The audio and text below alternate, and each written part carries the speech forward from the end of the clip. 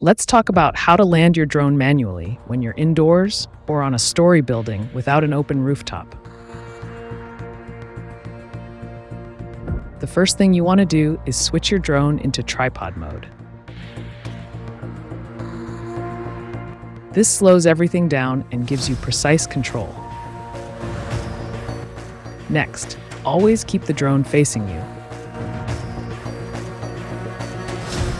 This way, your controls remain intuitive and you won't get confused about directions. From here, gently guide the drone towards yourself. Take your time, keep your hands steady and avoid sudden movements.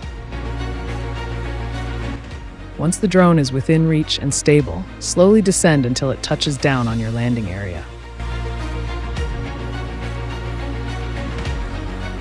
And that's how you land safely and confidently, even in tricky, confined spaces. Don't forget to subscribe or try this in your next flight. Truck, Lincoln X-ray 985 should come back.